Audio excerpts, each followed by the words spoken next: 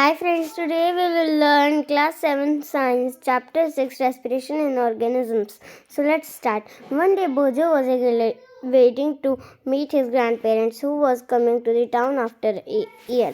एक दिन बोजो अपने ग्रैंड-पेरेंट्स मतलब दादा दादी की वेट कर रहा था जो कि बहुत सालों बाद आने वाला था. He was in a real hurry as he wanted to receive them at the bus stop. वो बहुत जल्दी में था क्योंकि उसको उनको रिसीव करने बस स्टॉप पे जाना था. He ran fast and reached the bus stop in a few minutes. वो बहुत जल्दी भागा और कुछ ही मिनट्स में वो बस स्टॉप पर पहुंच गया, मतलब बस अड्डे पर. He was breathing rapidly.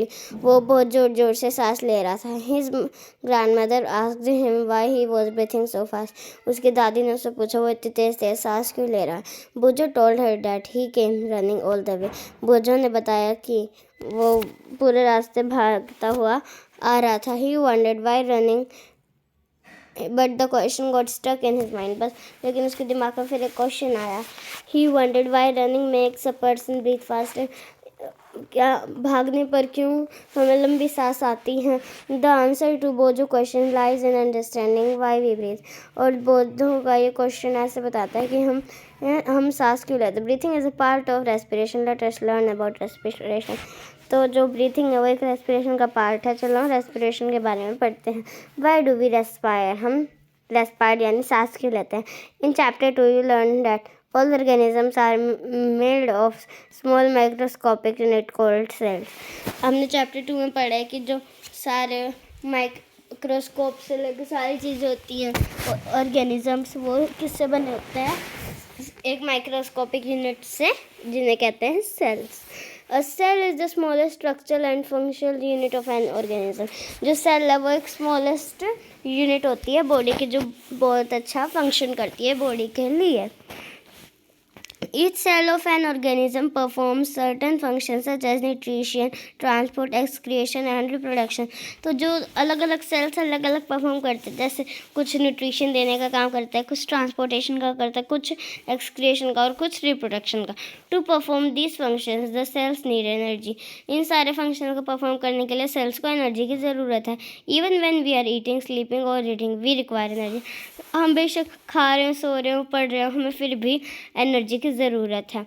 But where does this energy come from. ये एनर्जी आती कहाँ से.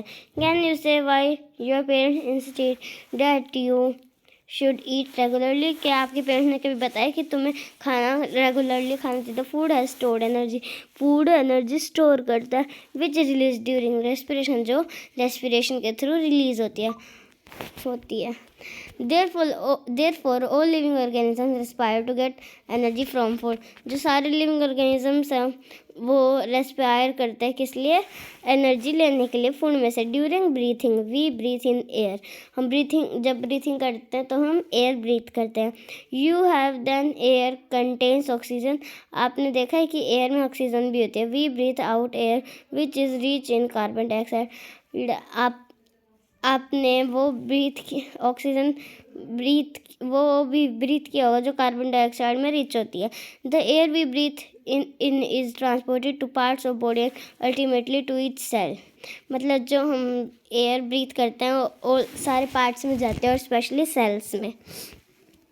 In the cells, oxygen in the air helps us to break down our food. Cells में जो ऑक्सीजन या एयर होती है वो खाने को तोड़ने, मतलब अलग अलग पार्ट्स में डिवाइड करने में हेल्प करती है. In the process of breakdown of food in the cell with the release of energy is known as cellular respiration. जो एनर्जी सेल्स के थ्रू रिलीज होती है उसे कहते हैं cellular respiration. Cellular respiration takes place in cells of organism. जो cellular respiration होती है वो हर एक इंसान में होती है क्योंकि वो सेल्स में परफॉर्म होती है. In the cell the food is broken down into carbon dioxide and water using oxygen. जो सेल होते हैं उसमें जो फूड होता है वो कार्बन डाइऑक्साइड की फॉर्म में अलग अलग हो जाता है और जो वाटर होता है ऑक्सीजन में वो भी. When breakdown of glucose occurs with the use of oxygen it is called aerobic respiration. जो ग्लूकोज है जब ऑक्सीजन की प्रेजेंस में होता है उसे कहते हैं aerobic respiration. Food can also be broken down without using oxygen. जो खाना है वो बिना ऑक्सीजन के भी ब्रेक हो सकता है। This is called anaerobic respiration. ये एनारोबिक रेस्पिरेशन कहलाती है। Break down of food releases energy. जो ब्रेक डाउन होता है फूड्स का, वो एनर्जी रिलीज करता है।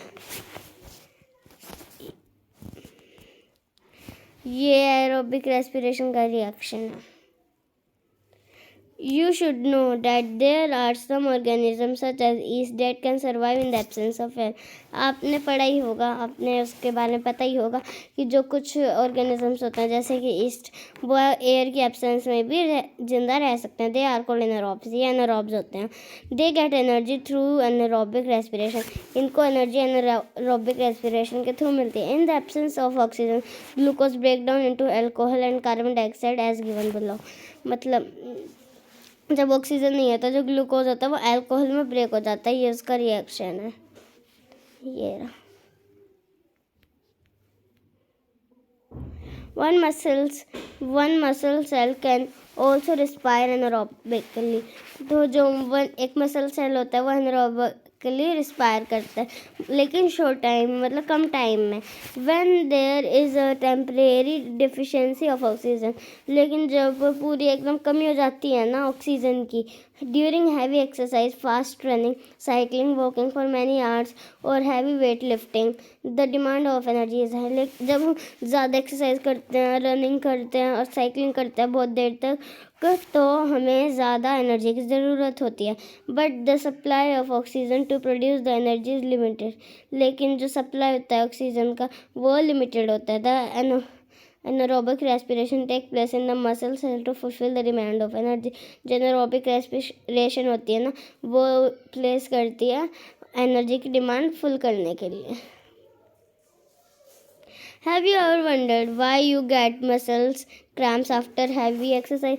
आपने देखा है कि मसल्स में क्रैम्प्स आ जाता है हैवी एक्सरसाइज के बाद। वो क्यों आता है? The cramps occur when muscle cells respire anaerobically. वो इसलिए आता है क्योंकि उस टाइम पे जो मसल सेल्स होते हैं वो एनारोबिकली रिस्पायर करते हैं। क्या करते हैं? Respire. The partial break down of glucose produces lactic acid. Muscle cramps में ब्रेक डाउन होता है, उससे लैक्टिक एसिड फॉर्म होता है। The assimilation of lactic acid causes muscle cramps. और लैक्टिक एसिड का एक्यूमुलेशन मसल क्रैम्प्स बनाता है। We get relief from muscle cramps after hot water bath और मसाज। जो हमें रिलीफ मिल जाता है उन क्रैम्प से कब? मसाज के बाद। Can you guess why it is? क्या आप बता सकते हैं ऐसा क्यों होता है? हॉट वाटर बाथ और massage improve circulation of blood. मतलब जो हॉट वाटर बाथ होती है वो ब्लड का सर्कुलेशन करती है। As a result the supply of oxygen to the muscle cells increases. मतलब जो इसके कारण जो ऑक्सीजन का मसल सेल्स में इंक्रीज होता है वो बढ़ जाता है।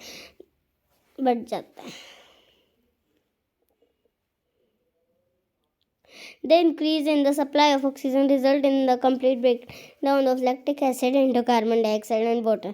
तो जो इसका इंक्रीज होता है वो ब्रेक डाउन में हेल्प करता है लैक्टिक एसिड और कार्बन डाइऑक्साइड के।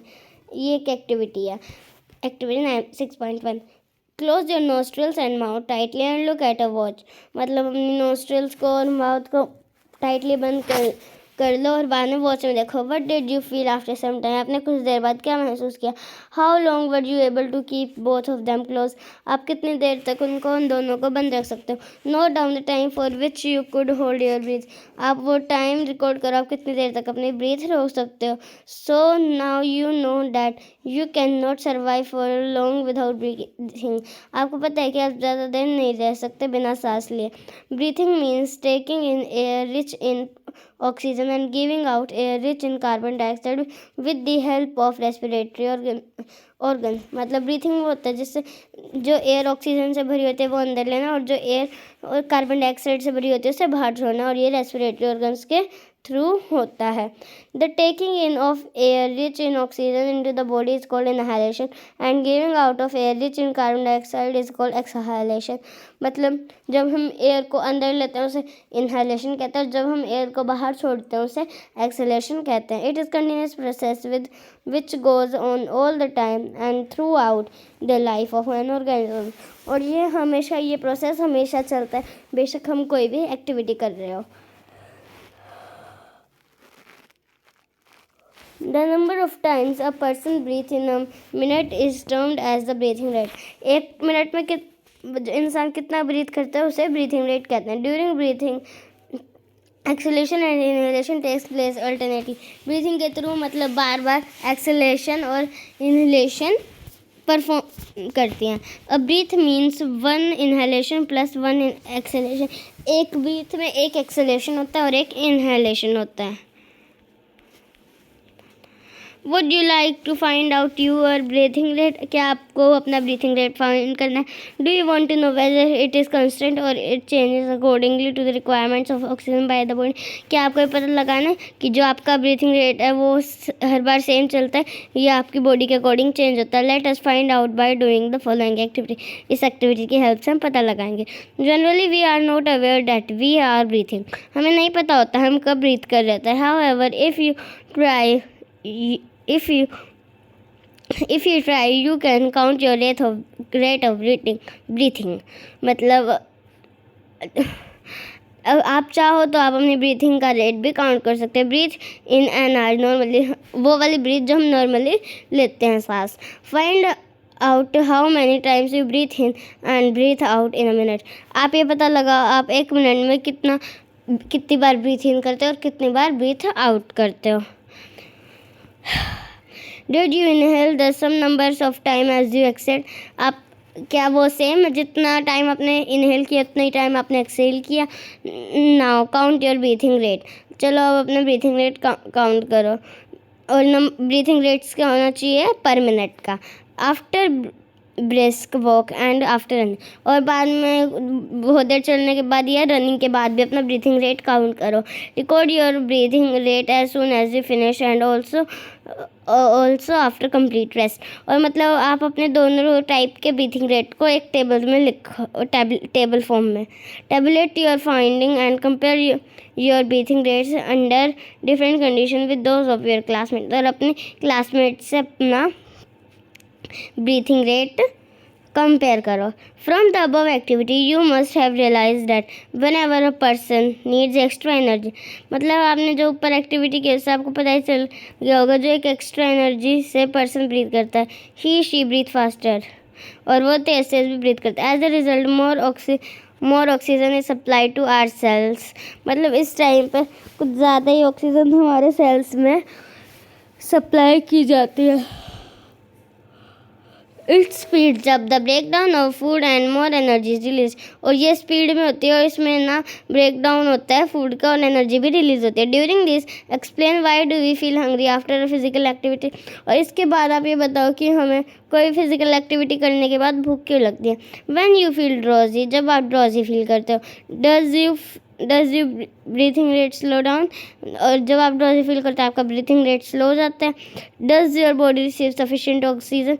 क्या आपकी बॉडी अच्छे से ऑक्सीजन लेती है.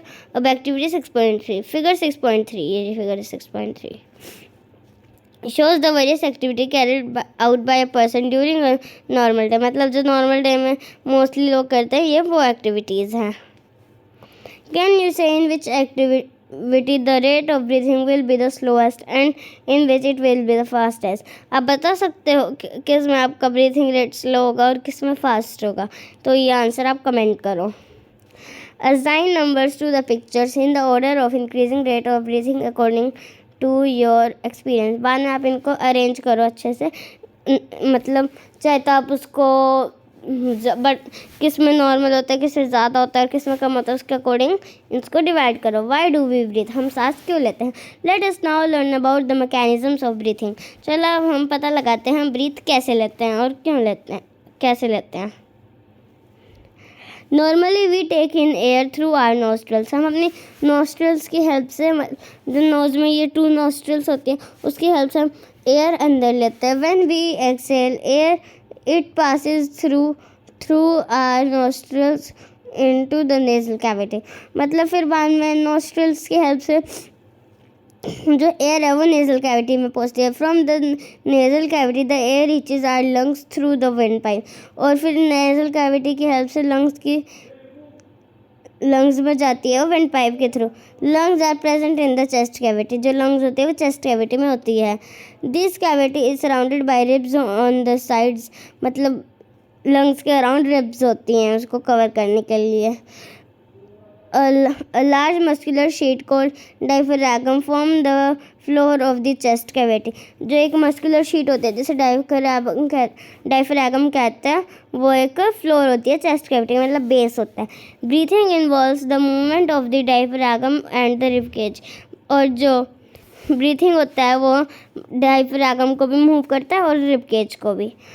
During inhalation, ribs move up and outwards and diaphragm moves down। मतलब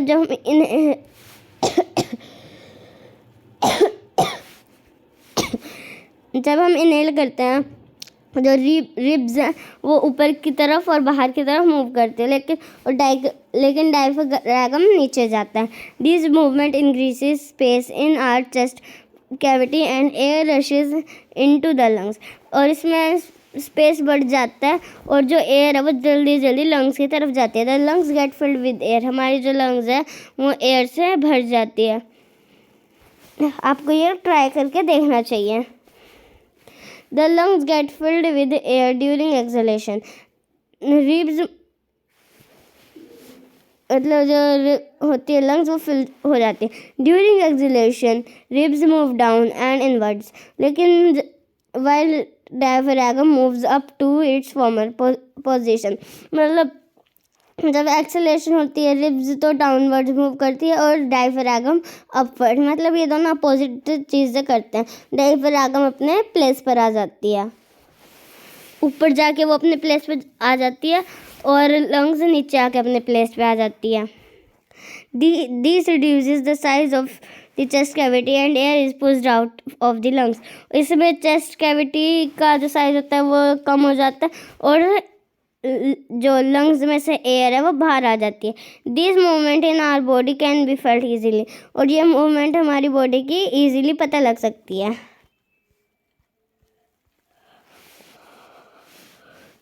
Take a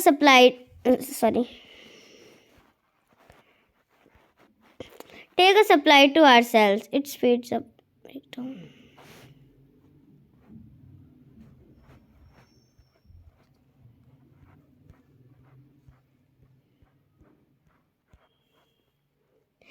Take a deep breath. Keep your palm on the abdomen. Feel the movement of abdomen. What do you find? मतलब एक लंबी गहरी सांस लो और अपने palm और abdomen को फील करो और उसके मूवमेंट को भी फील करो। After having learn that during breathing there are changes in the size of chest cavity, children got involved in this chest expansion competition. Everyone was boasting that she could expand it the maximum. How about during this activity in the class with your classmates? मतलब हमें ना ये activity करके देखनी है, बार बार Excel करो, Excel करो, inhale करो, इनहेल करो, एक्सेल करो, और बाद में इसके बारे में हमें नोट करना है। So leftover chapter we will do in our next video. So if you like this video, please like it, share it, comment it, and don't forget to subscribe it. Bye friends.